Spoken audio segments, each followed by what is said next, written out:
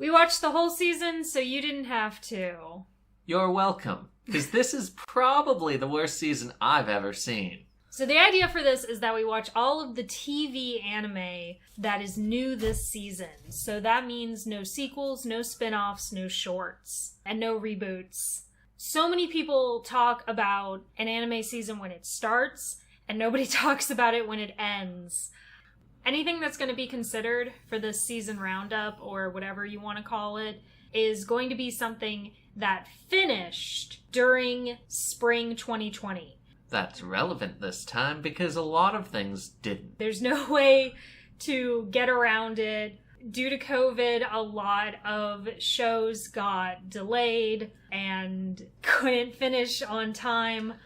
This is just us trying our best to watch these shows in a vacuum. We're not paying attention to advertising or what's popular with everybody else. So we're trying to just give you how these shows stand on their own, not how good they are according to the hype behind them. Otome game no hamatsu furagu shika nai. Akuyaku reijou ni tensei shite shimatta. Colloquially known as Hamefura.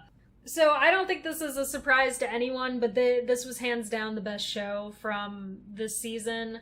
It's pretty much brilliant. It's a wonderful premise, surprisingly not the most unique if you're keeping up with various manga and stuff in Japan. There's other stuff with really similar premise, reincarnation and all. I mean, it is ultimately the next iteration of the isekai bandwagon. This was just so delightful. It's really great to see the spotlight put on otome games because they get just the short end like all the time. All the characters are really wonderful and likable. Does a really great job with its setting. It really helps that, you know, there is just literally magic in this world, and so you don't really need to, you know, sweat about the small stuff. It's funny. It's cute, and everyone loves protag, and so do we. I felt like it had a great emotional climax at the end. I thought that it did a really good job of making you feel. Yeah, it's ultimately a really enjoyable take on sort of the otome game as a whole. You can sort of feel the route completing at the end. It has so many cute, clever moments where you can just feel those flags triggering. Yeah, just go watch it. Next up is Nami-yo Kite Kure. There's a lot of wordplay in this show, and some of it is just blatantly lost in translation. The title itself is a play off of Kami-yo Kite Kure. It's basically just lowering thyself and begging for someone to listen. Nami-yo is pretty exciting just because of the things it does that feel somewhat substantially different. It's not in the sticks, but it's also not in Tokyo. It's set in Sapporo, which honestly isn't very common. I don't think I can think of another show that's set in Sapporo specifically. When I think Hokkaido, the other thing I really think of is what's it called? The one that you want to make me watch. Oh, Golden Kamui, yeah. And so it's set in modern Sapporo, so that yes. Just makes it even kind of more of a rarity. Yeah, and it's a very modern, real Japan setting. The jobs are shit, the men are shit, pretty much everything's shit. There's even like a really quick dig at Japanese politics. Like, it doesn't really have the most going for it in the sense of like overarching story. It is just kind of this fun to watch female character surrounded by all of these different things that are kind of pushing and pulling her, and a lot of the men in her life really suck. You're watching the show pretty much exclusively to watch her run around and scream at shit. It's all about adult characters. Oh, and there's a ton of cultural references, not just to Japanese culture, from everywhere. They're constantly referencing things that actually exist, and so it's kind of interesting because it really firmly sets it in the actual real world, and it's trying to spin these characters as real people, despite kind of the way they talk and their actions being over the top and, you know, what you would expect from anime. So it's a really interesting contrast. Ironically, even though it's about radio, its visuals are definitely what stand out the most about it. It's a show that really takes advantage of its medium, where I don't think it would really work the same if it were live action. It's not the most satisfactory watch. So yeah, I'll be honest, this was not my favorite. Kind of check it out for the novelty if you're sick of like shows like the next one we are going to talk about, and that is Princess Connect Redive.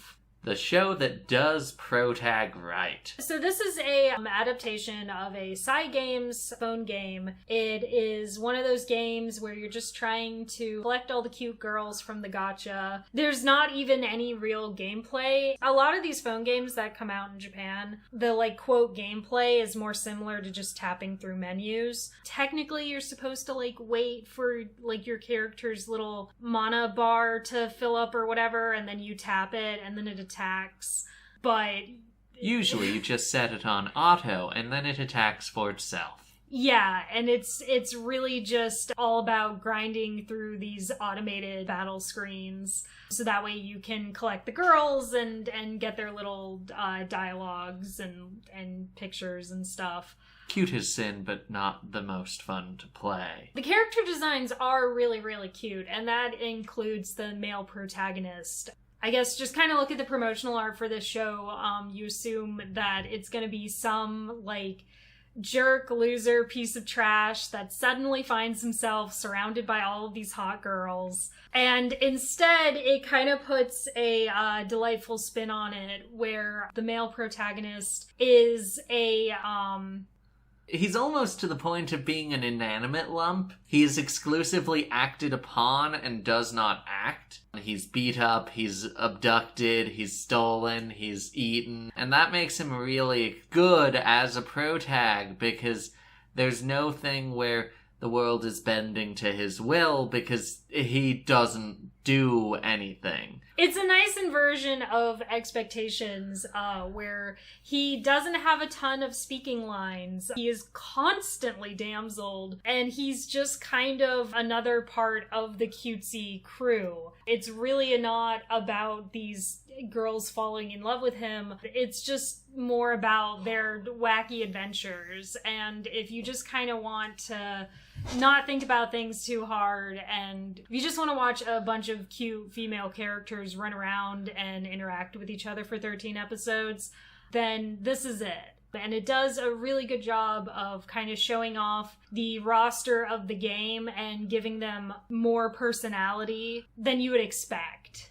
It should be noted, obviously, that it is very much a show that pays off at face value. It looks like a show where cute girls run around and do cute shit, plus protag. And that is what it is.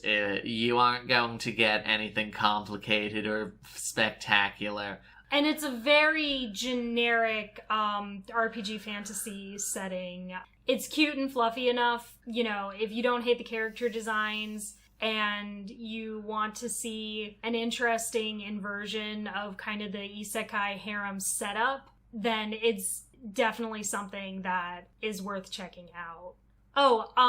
Another reason it stands out is just because it's really consistent. You know what you're getting with Princess Connect. You are getting a fun little fantasy adventure, or you're getting a pretty low stakes, cute, monster fight.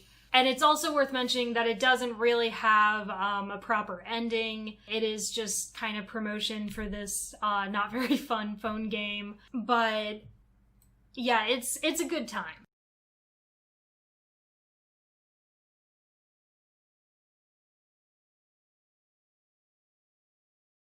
Yeah, so we've kind of noticed this general trend where there isn't really that much, like, curation or trustworthy reviews of anime, and it's kind of hard to, know what to watch when everybody's all hyped up about, however many shows are coming out that season, which is thankfully dropping way down. I mean, I remember when it used to be like 50 shows a season, and we're thankfully dropping way down to like 15-ish. I think that this is a much needed slowdown for the industry. You know, there's a different conversation to be had about how we came about it, and how so few shows were able to make it to the finish line this season, understandably.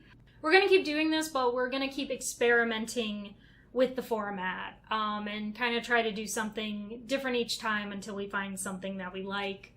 See you at the end of summer 2020.